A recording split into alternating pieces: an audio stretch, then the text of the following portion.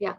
So, hello everybody. We have Mr. Vivek Adhia, one of our fellow mafiosos, one of our heart mafiosos, in fact, who's been doing great work with us at Sus Mafia. And we also have Maya and Starlene, the co-founders of Green Artha here. And together they're forming the Green Startup Pledge. And we're very curious to know a little bit more about it and how Sus Mafia can help achieve the goals that they have. So without further ado, over to you. Thank you, Sharmila, and good morning, mafiosos. It's such a pleasure to be here always, all the time. Now, I start to coin this term in my house, like this is a startup Saturday for me. So, don't just bother.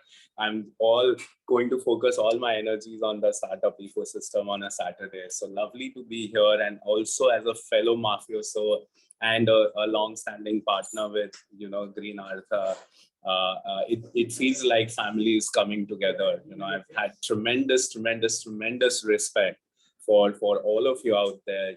Starlene, Maya, Alok, Ani, Ganesh, Sharmila, all of you have been doing some fantastic work. I see some old friends here as well. We were just starting up the call with that revival. So this is a very interesting phase for us. We've seen through my professional hat that I wear at the Boston Consulting Group, tracking climate action and supporting decarbonization. We've seen this as a very important phase that we are going through. Climate change is probably now turning up to be the biggest capital reallocation in history. We've never seen the funds, capital, finance move to the level of tunes that we are seeing now. And startup ecosystem is not getting behind. Over the last 5 years, there have been a lot of investments made into startups, valuing at over $8 billion in India alone. So imagine, where this is.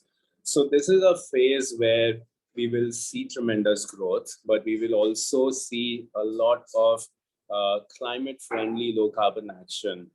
So this session is, where Starlene, Maya, and I would love to have an open chat communication in terms of what we are thinking of providing some sort of architecture, a common framework, a set of guiding principles on how startups, be it from any space, any ecosystem, any sector, to really incorporate climate action from the get-go, and how do you build it from design stage itself, rather than wait for your organizations to become fairly large and then undo some of the legacy work, which we've seen some of the largest corporations doing now, and then having a significant cost to undo their legacy assets and their traditional policies and trying to decarbonize.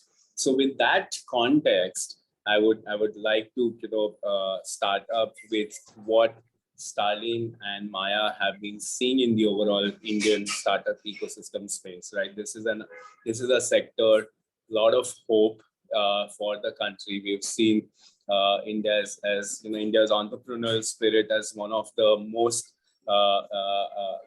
exciting facets of our country. So generally, Starlene and Maya, if I open this up, this session with Starlene, you starting up first in terms of what you're seeing currently in the startup ecosystem play overall, and how it is kind of stepping up to support India's economic and climate development.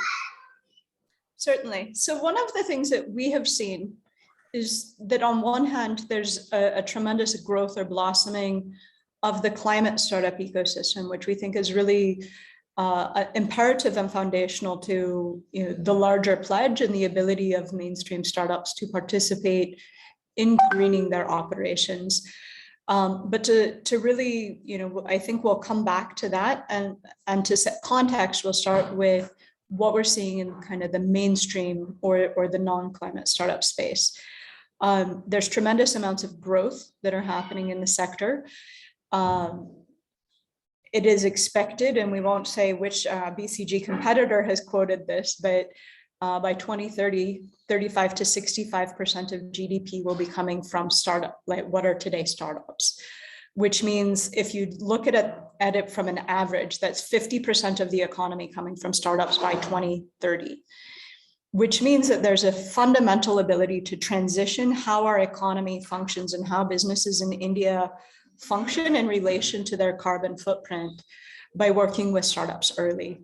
We also see that a lot of startup founders are much more amenable to doing trials and are much more amenable to or consistently concerned about climate and environment as a part of their bigger personal ethos. And so we think that that creates a tremendous opportunity to build partnerships between climate startups and mainstream startups to enable that greening. And so we really see this as an opportunity to work with mainstream startups to help them build plans that can get them on the road to net zero by 2050. We believe that it can be done economically, and many of the entrepreneurs that are here on the call today are going to be very critical in making that happen. And we think that in doing that, that can actually disrupt the more mainstream businesses, or the dinosaurs, if you will, and create new best practices and better pathways for climate startups to integrate with them as well. So we really see this as a fundamental opportunity to transform how businesses are operating in India, and also a fundamental opportunity for the Indian startup ecosystem to really establish itself as a global leader, and create pathways for startups globally to follow along with the same, in the same manner. Maya, do you want to add anything to that? I think the only additional point that I will add to that is just building on what Starlene talked about. Not only is this an opportunity, I think the Indian startup ecosystem, whether it is climate startups or mainstream startups, is very well positioned to make this happen. India has an enormous history and expertise, I would say, around adopting innovation. We're known to be leaders of sort of leapfrogging technologies. And so this is really an opportunity for the entire ecosystem to come together and to provide kind of those showcases and those models for the rest of the world. Thanks, Starlene and Maya for setting that up. And I know you've been founding partners at Green Artha, the engine behind ACP grants, and so many other things happening. Maya, you've also been with the Women in Investing. So you've been in this space where you've helped support startups, do a lot of environment-friendly, climate-friendly activities before and over many years. So if I turn back and ask you to share with us, what was that instance where you thought some kind of a pledge or a framework should come in?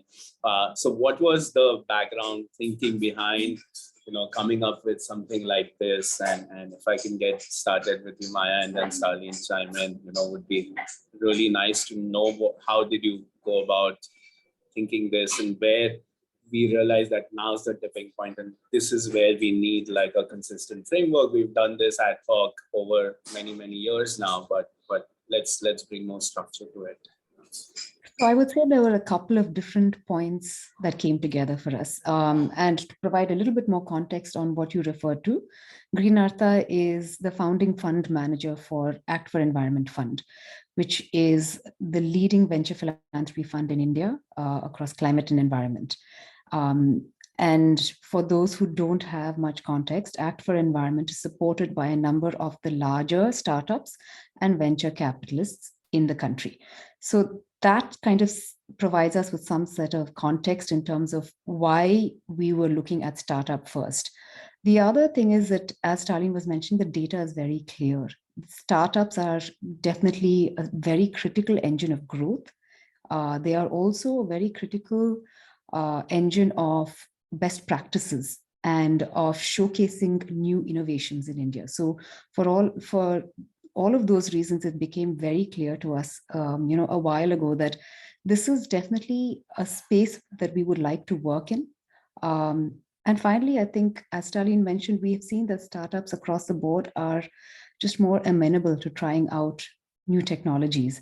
So that seemed to us both a gap and an opportunity that was very critical to address.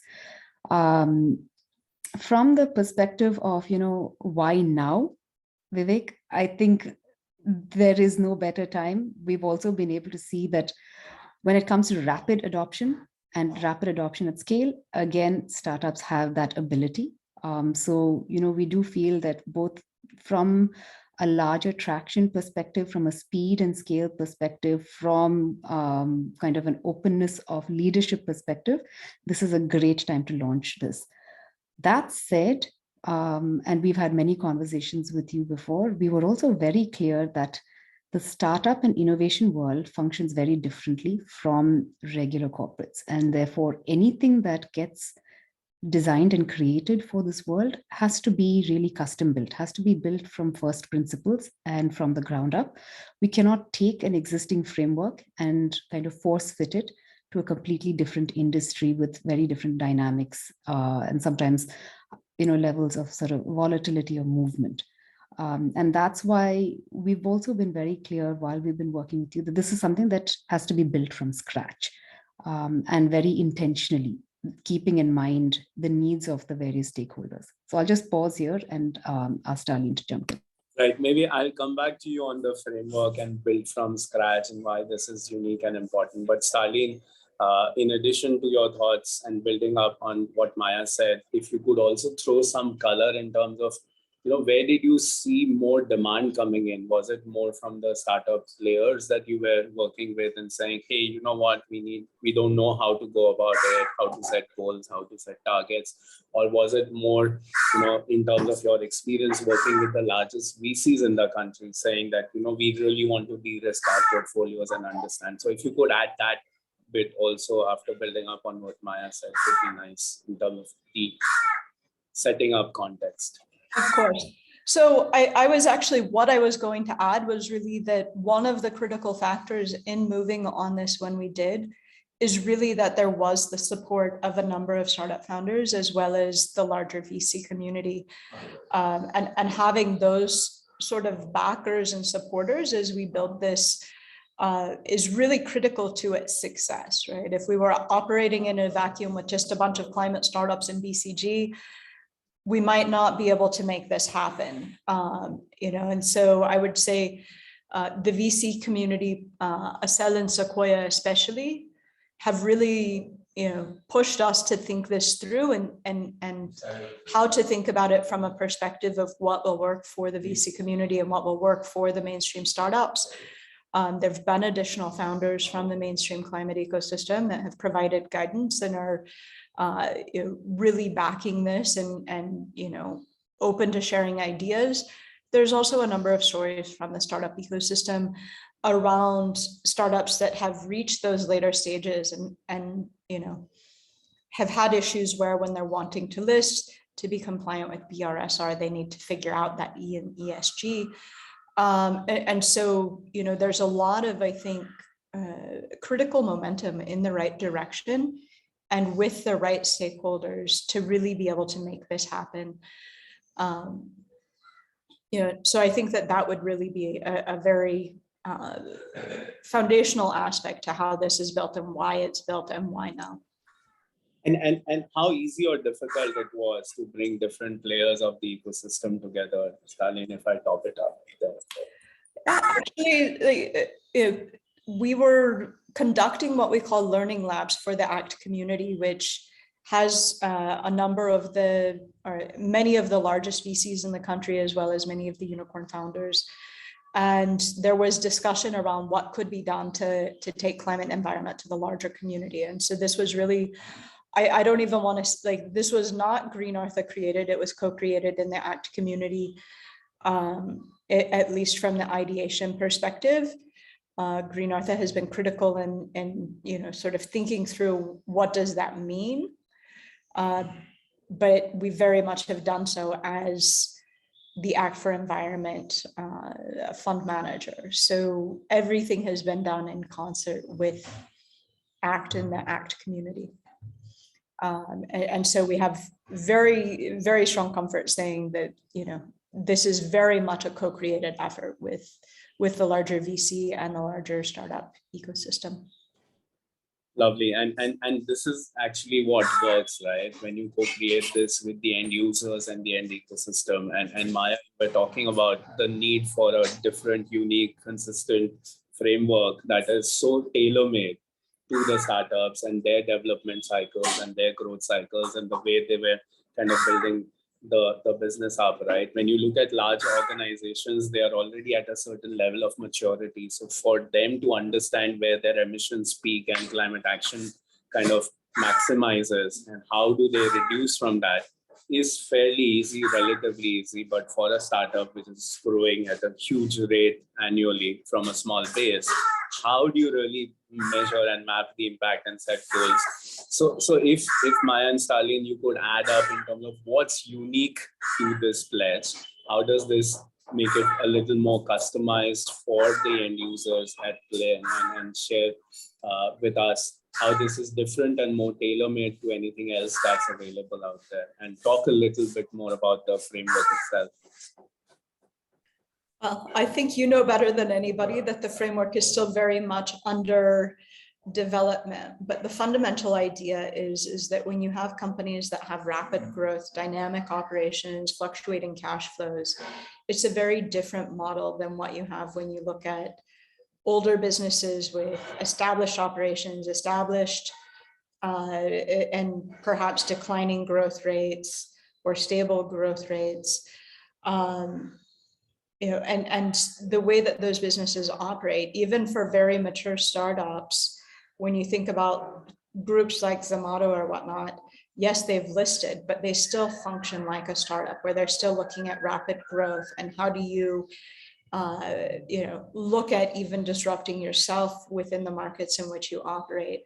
And that's very different to the way that traditional businesses operate. And so we have to really think of it from the perspective of tailoring solutions and plans and frameworks to the volatility, the dynamism, the rapid growth trajectories that these businesses have. And so rather than saying, here's our set and stable plan, and we're going to do this and this and this, it really has to be almost much more like what we're seeing the government of India do, where they're saying, we know that we're at this rapid growth inflection point. We can't commit to exactly what that's going to look like because there's so much uncertainty here, but we can commit to knowing that we're going to get there. But what I think is exciting about the startup community is they are ready to say, but we're also going to push ourselves. We're going to be the best of the pack. We're going, our goal from an operational perspective is to be the leaders in the businesses that we operate. And so we're going to do that also in terms of climate and environment. So I think that that's really kind of the driver to how we're looking at this, why we believe that it's still possible to get businesses to net zero by 2050.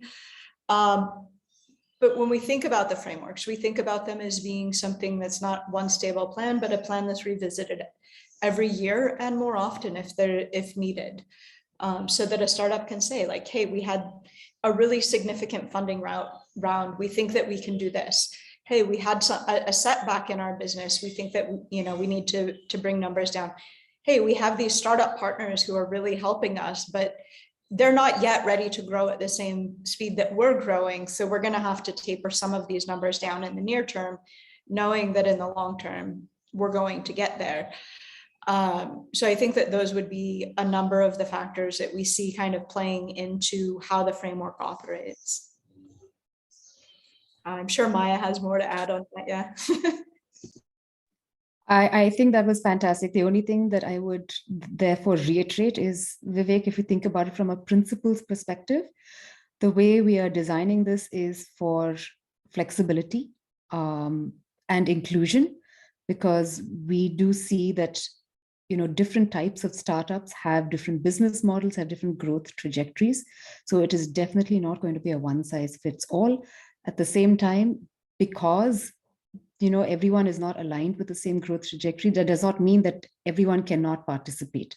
It is about enabling every startup at every stage, after obviously some level of stability has been established, to participate in this, because we don't just see this as something that is being done for compliance. It's something that is actually going to be critical for companies to be future resilient, for companies to build better. And therefore, it should be something that is available to as many startups as possible. Thanks, Starlene and Maya. And Maya, I'll take those two words, very critical and useful words, back with me. It's about flexibility and inclusion.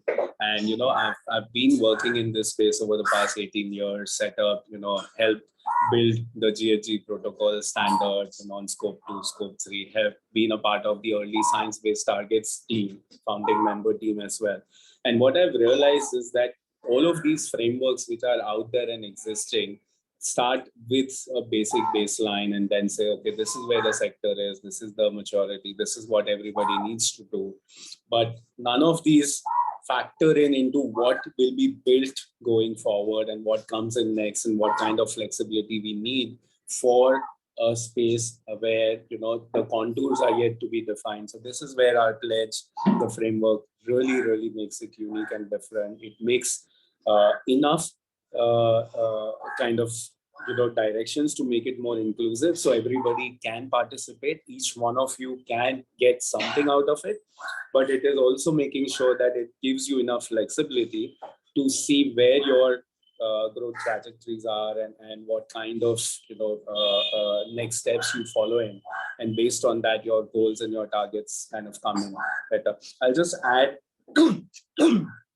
I'll just add a couple of more lines on what that framework is, and we really want to make sure that everybody starts thinking about climate from their business planning stage itself. So right from your pitch deck, you start thinking about where this is, how do you engage on it.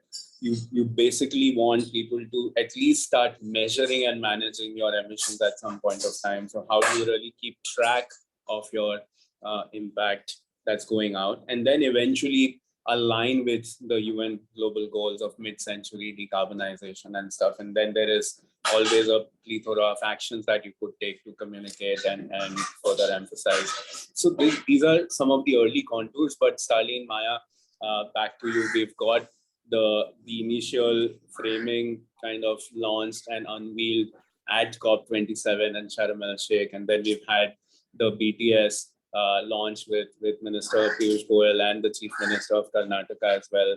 Would you like to share about what has been done so far and what's our plan going ahead? Actually, I would just go back to two additional pieces that we've really discussed as the kind of foundational to the pledge and where I think it differentiates from others. The first is we're really looking at leveraging the planning and the framework so that it very much is part of business as usual. It's not like many of what we see the corporates doing, where it's like, okay, we have a CSR group, or we're going to create a sustainability group that may or may not be fully aligned with the business. And we really look at how do we work with the mainstream startups, the climate startups, and other potential service providers to really find the economics that work across the board there, so that this really does become economically viable for all participants. And it's not something where startups are going, hey, this costs too much, we can't do it, like we've heard mainstream businesses doing for years and years. The second piece that we're really looking at is actually not doing as many of the corporates do and trying to rely on, hey, we're just going to buy offsets from the beginning, or we're going to do very basic decarbonization of our own operations, but then, wow, that's too difficult, so we'll buy some offsets. And I think that that's really foundational in where we see the climate startup community coming in and being a resource, and having really significant, meaningful business opportunities that can develop out of this, whether that be opportunities to demonstrate and test your technologies, or whether that be opportunities to scale your business with partners who are scaling, so that there is that opportunity to really grow. So I think that those would be two other very tangible aspects. Given the question, Vivek, I'll let Maya talk about where we've been so far and where we're going now. Cool. So as you mentioned, Vivek, we've launched and we've announced kind of the launch of the startup pledge. We're now in the process of, behaving like a startup. So we are building as we fly, but we have, as we said, kind of this deep core of expertise that we look to you to bring on board. And so we fully expect to have a bunch of things ready from a framework and from kind of a support perspective in the next month or so. Essentially, what we are looking to do now is bring on board, obviously, a number of mainstream startups. As Starlene said, there's already kind of a good stream of sort of traction around that. There are a number of people who have already committed that this is something that they're interested in. What they're looking for at this point is, the support in terms of how to make that happen. So bring on board the startups. There are already a number of founding funds. So investors also who are saying that this is something that they see as critical. Again, not just from a compliance perspective, but because they're understanding that this is the only path forward. And finally, I think the third piece is, where we see a number of kind of our colleagues over here on this call from the SUS Mafia network, which is bringing on board the people who can help make this happen for the startups. For the mainstream startups, while this is definitely something that they have deep intent to achieve, this is not necessarily something they have the deepest understanding, expertise, or competency on. And therefore, in order for them to be able to achieve this at scale and in an environmentally friendly manner, they are going to need to be supported by and partnered with many of the startups on this call and others like yourselves who are in the kind of the climate space. And so our role is to really to make that happen at meaningful scale, to bring on board the right partners and enable the support that both the climate startups need and the mainstream startups need to work together. And I'll just add in another another two shout outs here. The first is for Vivek, and a lot of us know him as from his hat at WRI and his hat at ISC and his hat at BCG. And so when we were first discussing, not when we first discussed this, but when we started discussing this much more recently, he was like, do you think that we could announce this at COP? And I said, sure, next year, COP 28. And he said, okay, great. And then a week or two later, he's like, okay, so 4 weeks from now. And so I have to say, big hats off to Vivek in terms of thinking and working like a startup and pushing us all to move faster on this. And then I think Shazib and Saisha from the Act for Environment team are here on the call. And if you could both just turn your cameras on and say hello quickly. They're really going to be the partners who are working with startups and building out the climate resource data bank. And so, as we have the opportunity to work with you, you're very much going to have the opportunity to work with them as they're going through the process of understanding both what your businesses do and how that can be really valuable, but also what it is that the various procurement and other divisions at startups are looking for so that they can facilitate better matching. So Shazib and Saisha, if you can just say hello quickly so that the larger community knows who you are. I think we'll be working with many of the people on this call in the coming months. Yeah. I can see Shazib has his video on. Yeah, I think Swaisha is having some internet issues, but hi everyone. So yeah, like Starlene said, I'm looking forward to interacting with all of you. And yeah, please feel free to reach out to us and learn more about the Green Startup Pledge. Even after this call, if you have any questions, feel free to just shoot a message. We are available. Shazib, if you could also just put your email address in the chat so everybody knows how to contact you if they have specific questions. Would it be okay if I also drop the Google Sheet, Google form? Absolutely. Okay, perfect. I'll drop the link to the Google form so people can reach out to me through that. Perfect. I think that's a wonderful segue into the question that I had as a follow-up, Starlene and Maya, is what is it that people can look up to once they sign up, and how they can kind of get together in this vibrant community. One of the things, thanks for your shout out. One of the things that made it happen was the passion and the energy and the willingness to move fast and do this in the right manner. So any additional points on what you think people would benefit from once they sign up and express their commitments? What is it, whether it's in terms of mentoring support, the tools, the access, it's just if you could share some of those. Yes, so from the early stages, we are developing frameworks and tools for startups to develop their climate plan. We're developing a resource bank for the listing of climate resources that can help startups achieve their climate goals.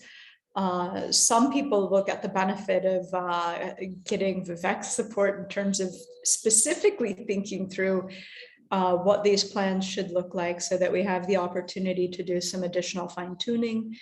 And then one of the things that we'll very much be looking at doing is, we're discussing partnerships with CDP, which is the leading firm globally in terms of reporting, but looking at how do we really streamline reporting so that it's conducive to what startups are doing, and brings in more technology to make that easier.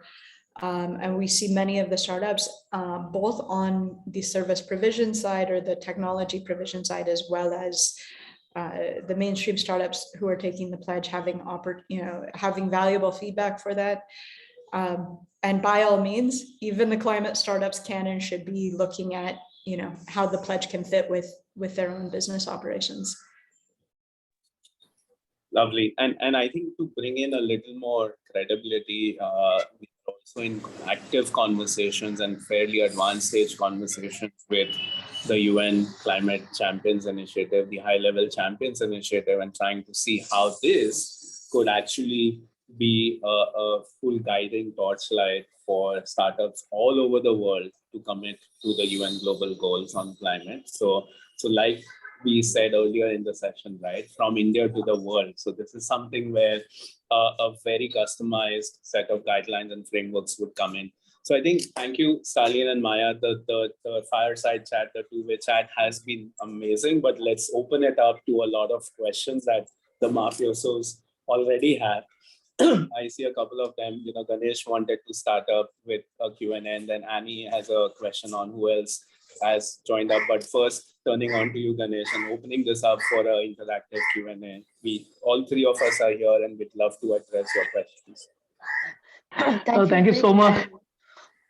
Yeah, I was just going to thank both of you before we get officially into the Q&A, because we are going to now stop the recording. And so what is also nice is we are going to have we have a bunch of startups here. So since this is a startup pledge itself, I think the first questions from SusMafia startups is something we're very excited to host. So thank you, all three of you, once again for doing this. Maya, Starlene, and Vivek sir for doing this. It's been great. And I'm sure most of our startups here are eager to ask a lot of questions. So I'm going to now switch off the recording. And Ganesh, I would now send it, open the forum up to you for your first question.